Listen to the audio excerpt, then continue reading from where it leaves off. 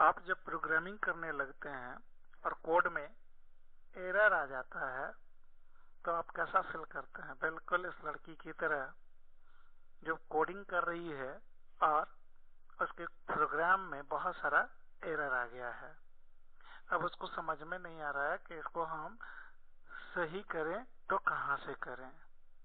इसके पीछे का रीजन है कि ये प्रोग्रामिंग को लॉजिकली पहले से लिख करके या पहले से उसको कंपाइल करके डायरेक्टली नहीं रखी है। अगर ये प्लान्ड वे में प्रोग्रामिंग की होती तो शायद इसके साथ ऐसा नहीं होता। अगर ये प्लान्ड वे में प्रोग्रामिंग की होती ग्राफ के थ्रू या कोई डायग्राम के थ्रू या कोई लॉजिक के थ्रू तो शायद ये सही होती, गुस्सा नहीं होता। ये प्रॉब्लम सिर्फ इस लड़की का नहीं है, ये 95% स्टूडेंट के साथ ऐसा ही होता है।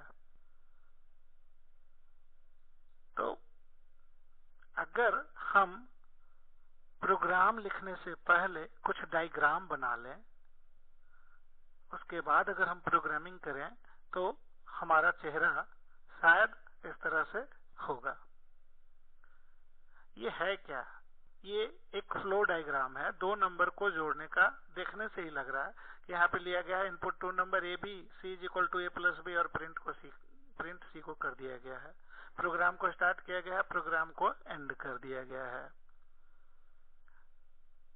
तो ये फ्लो डायग्राम, फ्लो चार्ट है क्या? ये एक विजुअल रिप्रेजेंटेशन है। एल्गोरिथम को लिखने से पहले आप जो है डायग्राम बना करके प्रोग्रामिंग करें, एनालाइज करें और उसके बाद कोड लिखें। ये कोड आप चाहे किसी भी लैंग्वेज में लिखें, ये मैटर नहीं करता है, लेकिन मैटर ये करता है कि आप कोड लिखने से पहले प्रोग्राम को किस तरह से एनालाइज करते हैं। जरूरत क्या है? जरूरत है, आइए समझते हैं एक एग्जाम्पल से।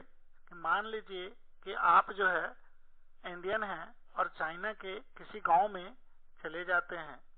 वहां पे आपको बहुत तेज प्यास लगती है, आप पानी पानी करते हैं, कोई समझता नहीं है।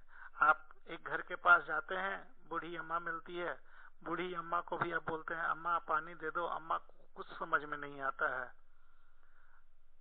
आपके दिमाग में कुछ आइडियाज आते हैं और आप एक पेपर पे नल और पानी का फोटो बनाते हैं, पिक्चर बनाते हैं और वो पिक्चर आप अम्मा को दिखाते हैं। अम्मा समझ जाती है और आपको पानी दे देती है। तो शायद इस एग्जाम्पल से आपको समझ में आ गया होगा कि किसी भी प्रोग्राम को लिखने से पहले, कोड लिखने से पहले अगर हम उसका पिक्चर बना लें तो हमारा कोडिंग में एरर कम जाएगा या नहीं रहेगा। देखिए, दुनिया में 3 तरह का प्रोग्रामिंग होता है। पहला सीक्वेंशियल प्रोग्रामिंग,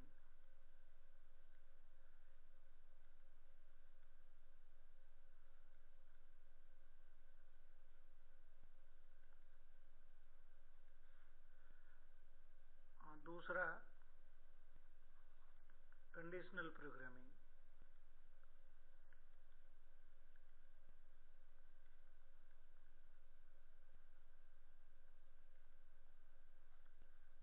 और तीसरा जो होता है ये होता है loop programming.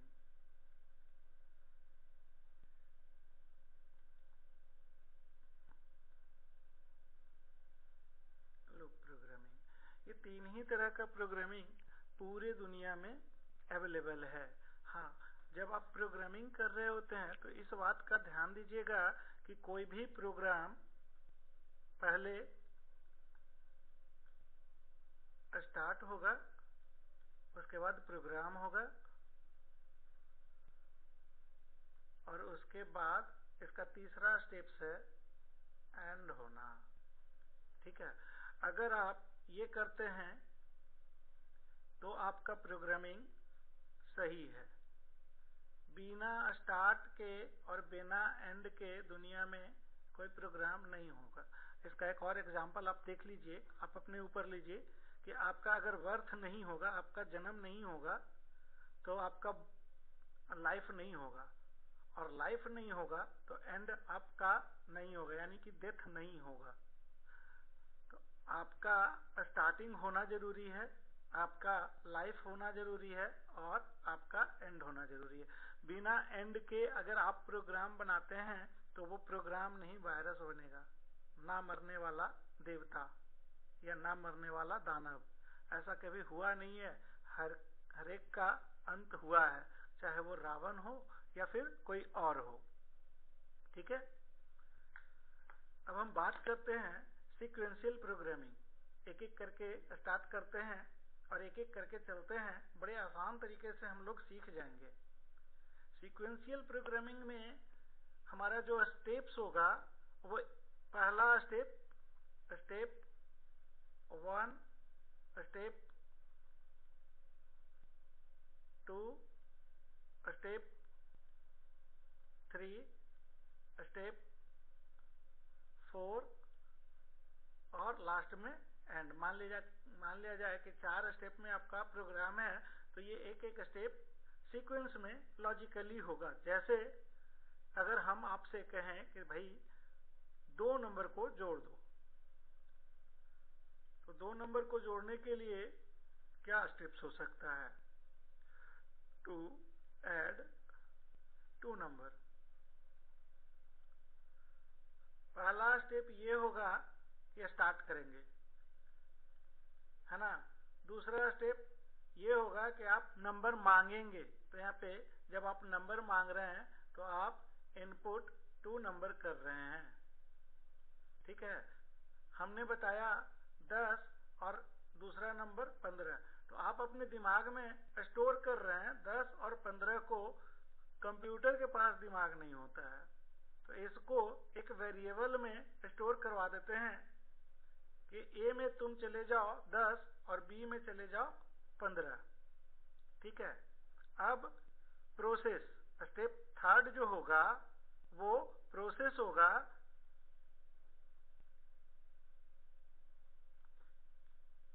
C = A + B। और फाइनली जब प्रोसेस हो गया तो ये आउट करेगा। किसको आउट करेगा? C को आउट करेगा। तो लास्ट में ये क्या करेगा? यहाँ पे print प्रिंट C करेगा। तो जरा देखिए कि आपका जो ये है स्टार्ट, ये पहला स्टेप है, इनपुट 2 नंबर। दूसरा स्टेप है, तीसरा स्टेप जो है ये प्रोसेस है। चौथा स्टेप जो है ये प्रिंट करने का स्टेप है। ठीक है, ये वाला चौथा प्रोसेस वाला, ये पूरा। और इसके बाद प्रोग्राम क्या होगा? एंड होगा। कभी आप सोचे हैं कि पहले आप प्रिंट कर दें, उसके बाद 2 नंबर को जोड़ें, उसके बाद जो है इनपुट लें? ऐसा पॉसिबल ही नहीं है, ये लॉजिकल है ही नहीं, इलॉजिकल है ना। तो इसको अगर हम डायग्राम के हेल्प से बना दें तो और आसान हो जाएगा। एक एग्जांपल देते हैं, अभी आपको शायद समझ में ना आए कि हम कर क्या रहे हैं। स्टार्ट, इसके बाद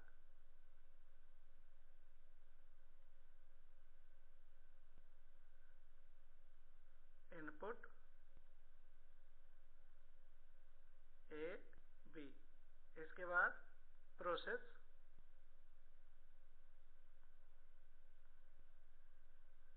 C = A + B, और इसके बाद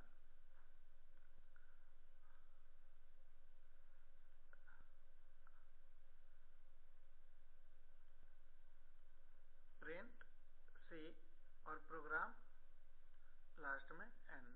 ये समझ में नहीं आया कि हम किए क्या है? नहीं, लेकिन एक डायग्राम बना। इस डायग्राम को आप देखिएगा तो देखते के साथ ही आपको समझ में आ जाएगा कि नहीं, ये 2 नंबर को जोड़ने का कोई डायग्राम है। ठीक है, तो इसी डायग्राम को हम लोग फ्लो डायग्राम बोलते हैं। अब 5 चीज आप सीख जाइए, दिमाग में बैठा लीजिए कि हमको 5 चीज अगर सीख गए तो हमको फ्लो चार्ट बनाने आ जाएगा।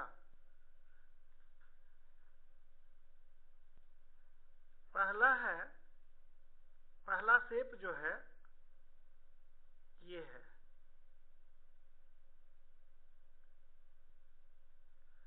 इस शेप का यूज करते हैं प्रोग्राम को स्टार्ट और एंड करने के लिए।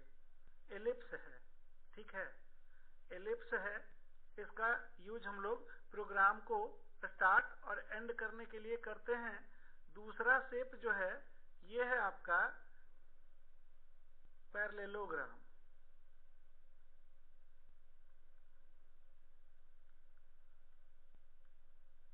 इनपुट और आउटपुट। तीसरा शेप जो होगा ये हमारा रेक्टेंगल बॉक्स होगा।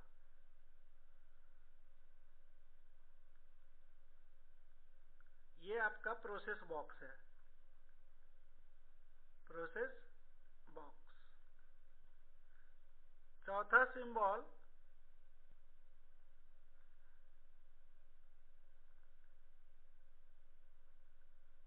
डायमंड शेप है ना, कंडीशन के लिए यूज होता है।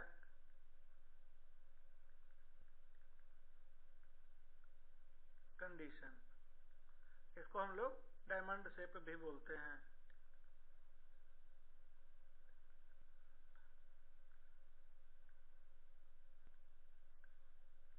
डायमंड शेप है ना।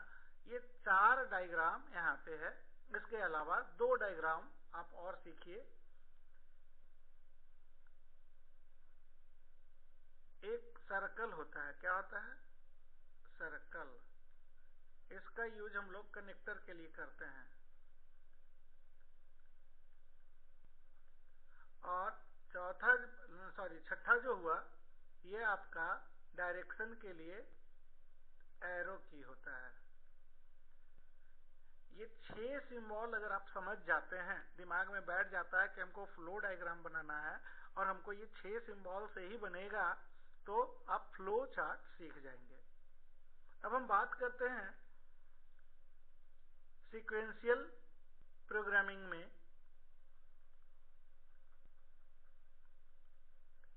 सीक्वेंशियल प्रोग्रामिंग है ना। तो सीक्वेंशियल प्रोग्राम में एक फ्लो चार्ट बनाते हैं, सिंपल, वही जिसका हम अभी थोड़ी देर पहले एग्जाम्पल दिए थे। राइट अ फ्लो डायग्राम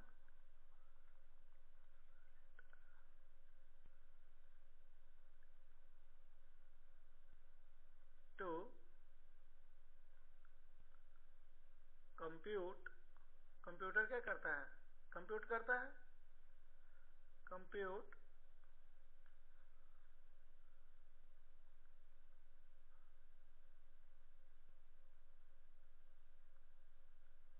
है ना। कंप्यूट सम ऑफ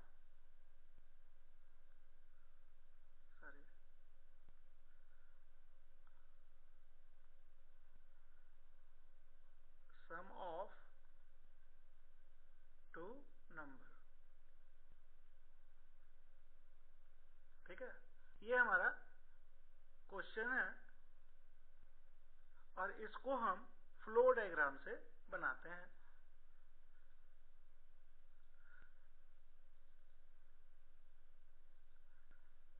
सबसे पहले कौन सा सिंबल यूज होगा? ये एलिप्स। प्रोग्राम को आप आंख बंद करके क्या करना है? स्टार्ट कर देना है। इसके बाद जब आपका प्रोग्राम स्टार्ट हो गया तो आपका दूसरा स्टेप है। दूसरा स्टेप क्या है? इनपुट लेना है ना। तो हम इनपुट लेंगे इस बॉक्स में। यहाँ पे ध्यान दीजिएगा कि आपका डायरेक्शन नीचे की ओर ही जाएगा। एक स्टेप के बाद दूसरा स्टेप, दूसरा स्टेप के बाद तीसरा स्टेप, है ना। तो यहाँ पे इनपुट टू नंबर, आप चाहें तो यहाँ पे वेरिएबल डिफाइन कर सकते हैं, नहीं भी करेंगे तो कोई दिक्कत नहीं है, बस लॉजिक क्लियर होना चाहिए। आप बिगनर हैं, ये हमेशा याद रखिए। अगर आप एक्सपर्ट हैं तब तो भाई कोई दिक्कत नहीं है, आपको आना चाहिए ये चीज, लेकिन अगर नहीं आता है तो आप बिगनर हैं। यहाँ पे क्या करेंगे, C is equal to A plus B, दो नंबर को हम C में जोड़ेंगे और जोड़ने के बाद हम क्या करेंगे, इसको डिस्प्ले करवाएंगे।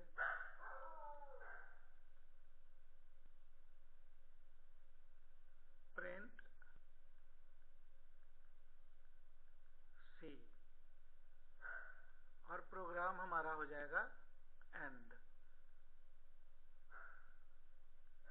ठीक है, थोड़ा सा आपको टफ लग सकता है कि आपको सिंबल कौन सा यूज कहाँ पे करना है।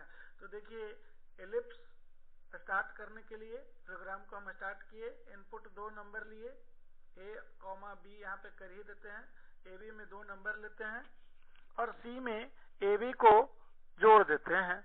जोड़ने के बाद प्रिंट करते हैं C, और जब हमारा काम हो गया, प्रिंट हो गया, तो हम एंड करेंगे। देखिए, इस प्रोग्राम को हम मैनुअली ड्राई रन करेंगे। यहाँ पे क्या करेंगे, ड्राई रन।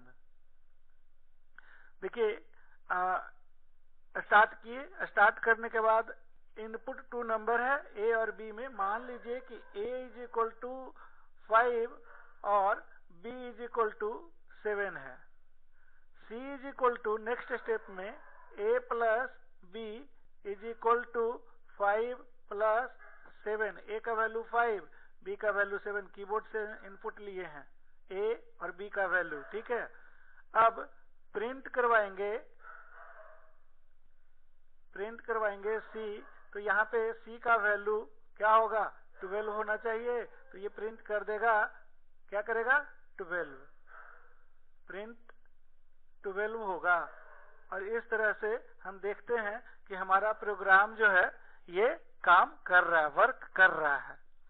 अब इस लॉजिक को चाहे आप C में लिखिए, C++ में लिखिए, जावा में लिखिए, पाइथन में लिखिए, या फिर दुनिया के किसी भी लैंग्वेज में लिखिए, ये डायग्राम चेंज नहीं होगा। उसी तरह से जिस तरह से पानी का जो सिंबल था, जो फोटो था, वो दुनिया के किसी भी कोने में चले जाइए, पानी का सिंबल रहेगा वही। तो यहाँ पे प्रोग्रामिंग का डायग्राम यही रहेगा और आपका स्टेप्स भी यही रहेगा। तो इस तरह से हम लोग प्रोग्रामिंग सीख सकते हैं। ये हुआ दो नंबर को जोड़ने का प्रोग्राम। अब आपका काम है कि आप जो है अपने कॉपी और पेन उठा करके कॉपी पे इसी से 3 क्वेश्चन आप बना सकते हैं सीक्वेंशियल प्रोग्रामिंग का। पहला है सब्ट्रैक्ट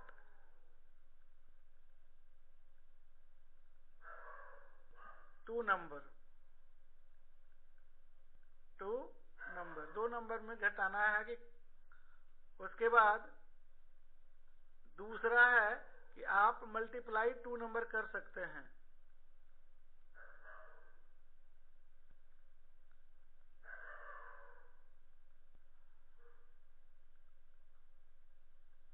तीसरा है आप डिवीजन कर सकते हैं, A/B, ये कर सकते हैं। तो ये 3 क्वेश्चन सीक्वेंशियल प्रोग्राम का सबसे बेस्ट एग्जाम्पल है।